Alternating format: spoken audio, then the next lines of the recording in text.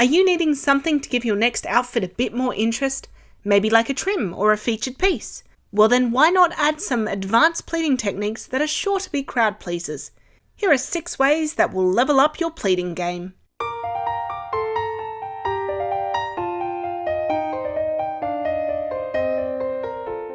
Twisted. This is a very simple technique that is sure to add a bit of interest.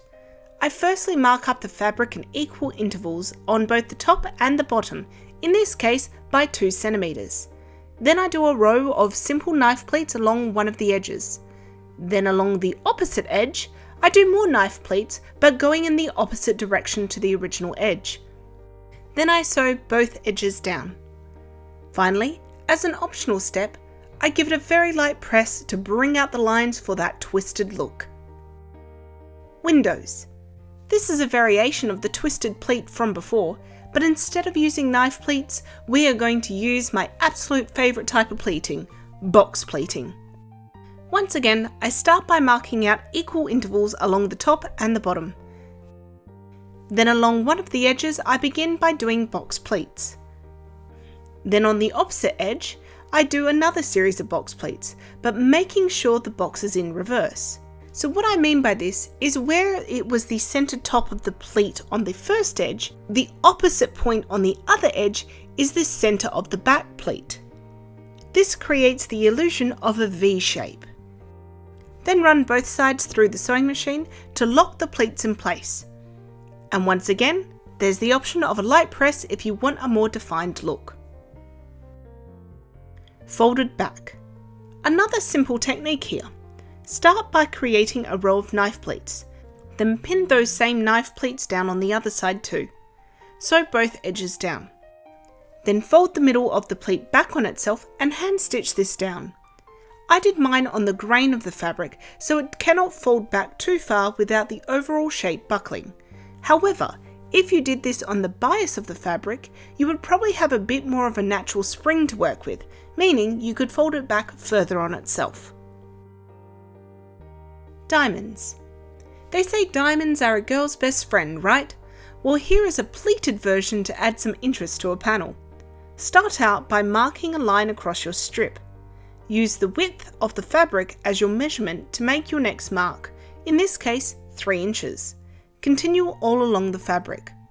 Once all your lines are drawn out, start from one edge and match up the lines in pairs. Pin these together.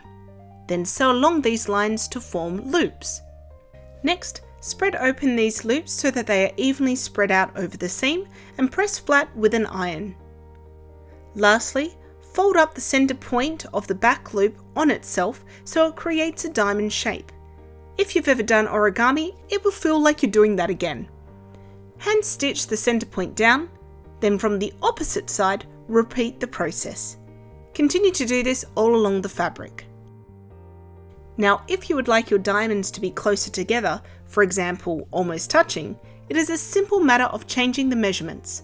Start off by still measuring out the same width of the fabric you're working with, in this case 3 inches. But then for the next mark, make it half as long, so for me that's 1.5 inches. Then we continue with 3 inches, and then 1.5 inches, and so on and so on.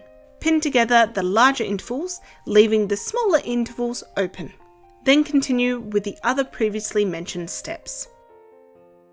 Rosettes. I'm not going to lie, these are probably my favourite out of the 6. We start out by making a knife pleat, which is half of the width of the fabric. Then directly on top of that pleat, we do another knife pleat, but this time a quarter of the width of the fabric. Then we do another knife pleat, which is the same as the one you've just done, and finally a knife pleat which is half of the width of the fabric again. Once you have the sandwich of pleats, hand sew a small stitch in the center, as close as you can get it to the fold. Then repeat these steps again, making sure you create a little box pleat between your stacks. Once you have your stacks of pleats all prepared, grab the center of the box pleats on both edges and sew them together. I also like to then sew them down to the large pleats underneath to create an anchoring point, but this is also optional.